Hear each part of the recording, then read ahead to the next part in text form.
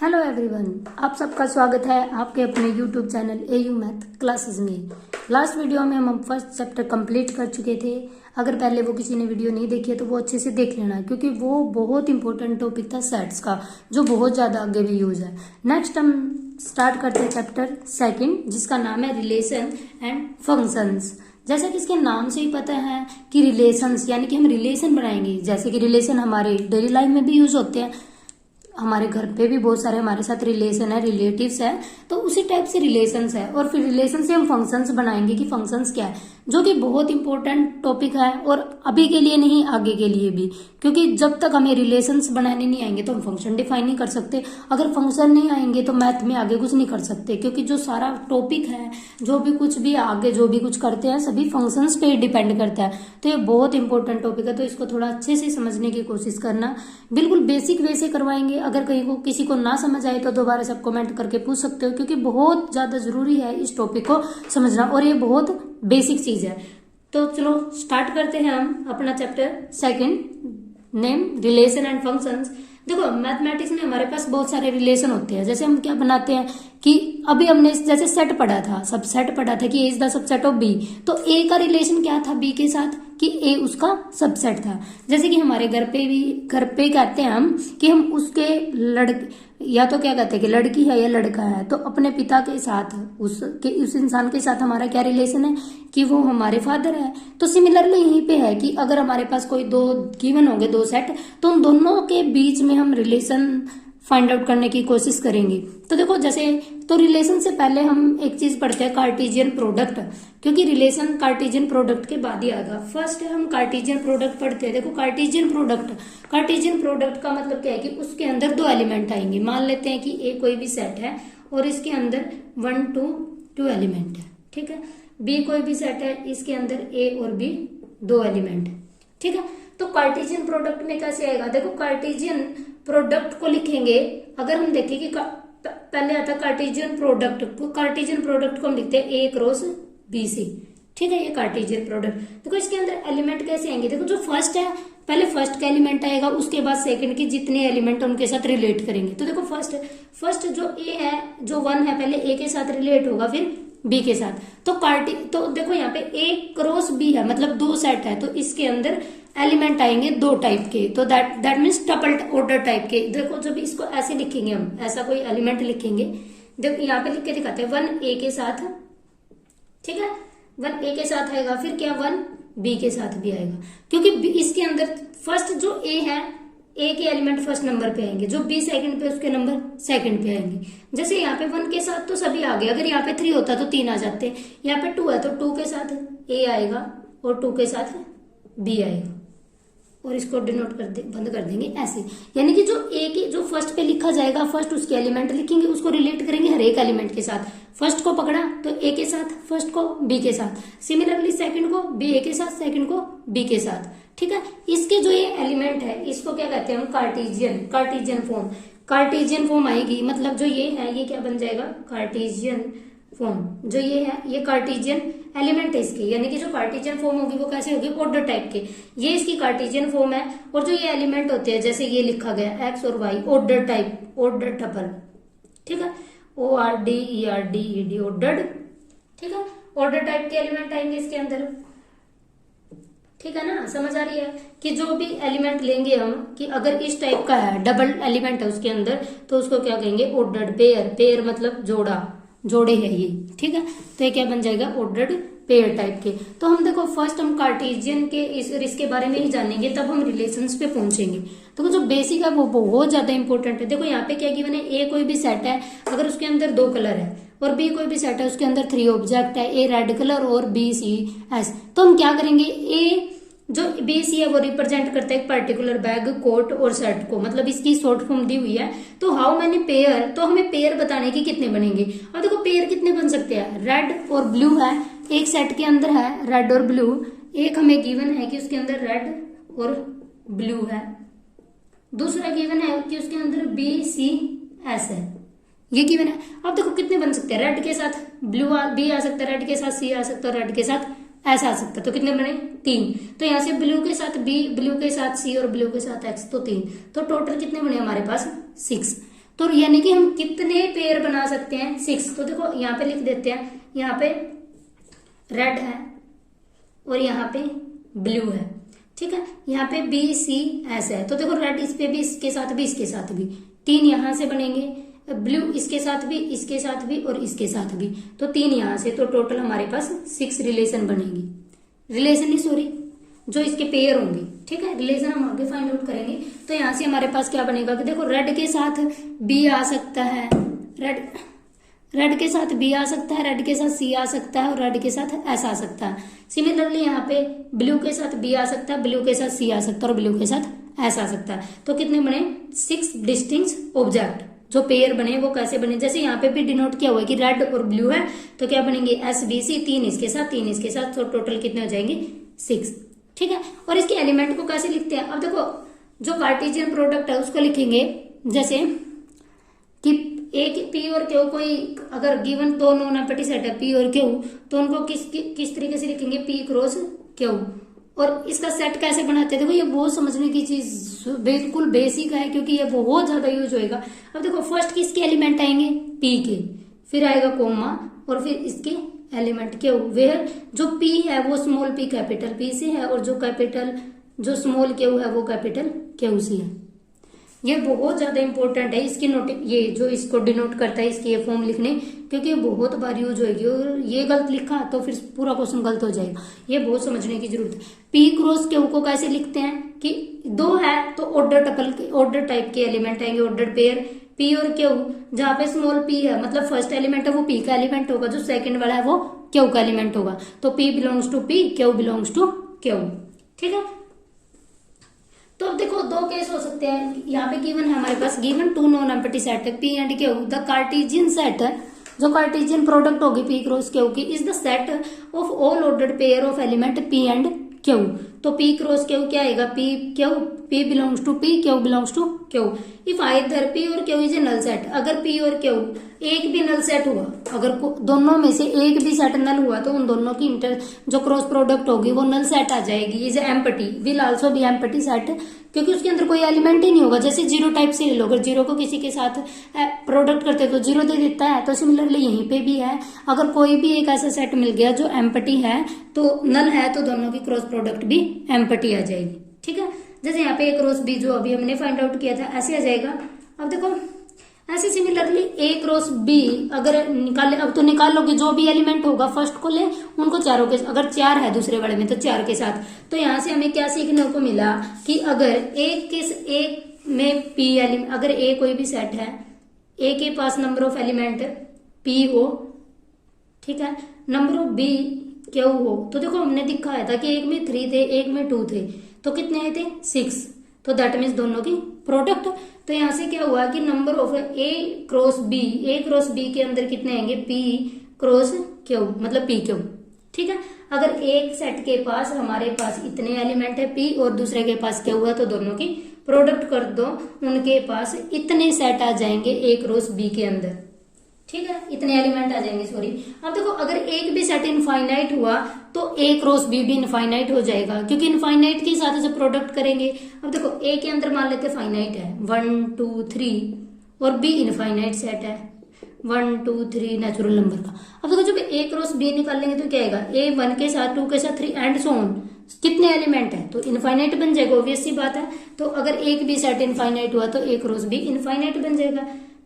ऐसे अगर 2 को तो बोलते हैं ऑर्डर्ड पेयर और 3 को बोलते हैं ट्रिपलेट। तो जैसे ए क्रॉस ए, तो इसको लिखेंगे, देखो जैसे 2 था, दो को हमने क्या लिखा, ए क्रॉस बी को लिखा, ए बी लिखेंगे, where A belongs to A and B belongs to B. Similarly अगर हमारे पास 3 एलिमेंट आ जाए तो A cross B C set आ जाए, तो क्या लिखेंगे, ए बी सी, जो फर्स्ट एलिमेंट होगा फर्स्ट से, ठीक है, जो बी होगा वो बी से और जो सी होगा वो सी से, यानी कि ऑर्डर से आएंगे, अगर फर्स्ट से फर्स्ट, सेकंड से सेकंड, थर्ड से थर्ड, और इसको बोलते हैं ट्रिपलेट। इतना ही बेसिक है जो कि बिल्कुल ज्यादा इजी है और कोई मुश्किल नहीं है। तो देखो यहाँ पे अगर अब देखो 2 चीजें समझने की, अगर हमारे पास कोई भी 2 सेट इक्वल है, और हमने किया भी था, अगर ए और बी इक्वल सेट है तो दैट मीन्स उनके कोरस्पॉन्डिंग एलिमेंट इक्वल हो। दैट मीन्स अगर इसके अंदर x1 y1 है और इसके अंदर x2 y2 है, तो इक्वल कब होंगे, जब x1 x2 के इक्वल होगा फर्स्ट के साथ और सेकंड के साथ, तो ये क्या हो जाएगा, दोनों सेट इक्वल हो जाएंगे। तो ए और B equal if and only if corresponding element it's also equal. तो यहाँ पे दो गिवन इक्वल है, तो हमें पूछा है कि x और y की वैल्यू फाइंड आउट करो। तो फर्स्ट से क्या जाएगा, x + 1 = 3 और y - 2 = 1। तो दोनों को सोल्व करेंगे तो x = 2 और 3 आ जाएगा। ठीक है। सिमिलरली सेकंड है p और q सिंगलटन आ रहा है, form the set p cross q।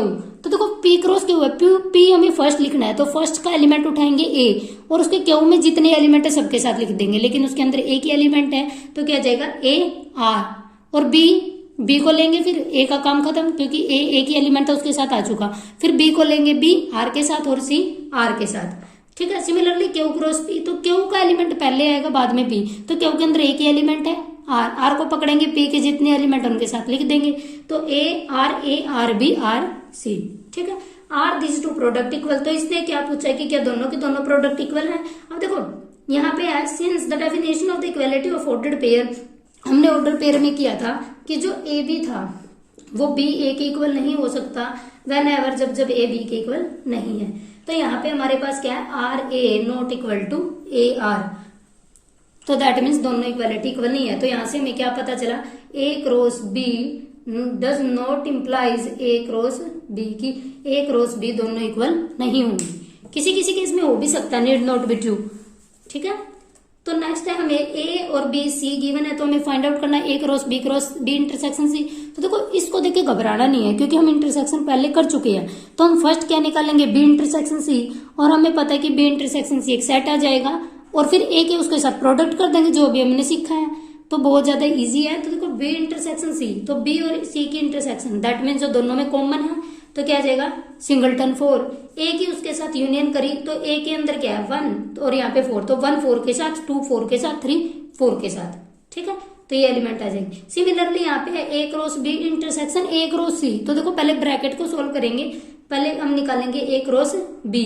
तो ए क्रॉस बी कैसे निकालेंगे, ए के जितने एलिमेंट है सबके साथ, फर्स्ट ए है 1 है, 1 को 3 के साथ भी, 1 को 4 के साथ भी, तो क्या जाएगा 1 1 3 1 4 2 3 2 4 3 3 3 4। सिमिलरली ए क्रॉस सी, ए के फर्स्ट लिखेंगे, जितने एलिमेंट उनको सी के साथ लिखेंगे। तो देखो ए क्या है, एक निकाल के दिखा देती हूँ कभी कंफ्यूज हो जाए। ए इज इक्वल टू 1 2 3 और सी है हमारे पास 4 5 6। अगर ये डाउट होगा कैसे निकालते हैं, तो देखो क्या करना, दोनों की पहले ये देखो कितने एलिमेंट आएंगे टोटल, 3 इसमें है 3 इसमें है, तो कितने एलिमेंट आएंगे 9। तो यहां से निकालेंगे ए क्रॉस सी, तो फर्स्ट ए का 1 लेंगे, उसको सबके साथ लिखेंगे, तो 1 4 1 5 1 6। ठीक है। फिर 2 को लेंगे, 2 4 2 5 2 6, क्योंकि यहाँ पे ए फर्स्ट है ना, तो फर्स्ट ए की लेनी है, फिर 3 के साथ 3 4 3 5 और 3 6, ये आ जाएगा। ठीक है। तो कितने एलिमेंट है, 3 3 6 और 3 9, तो यहाँ से 3 क्रॉस 3, तो 9 प्रोडक्ट आई।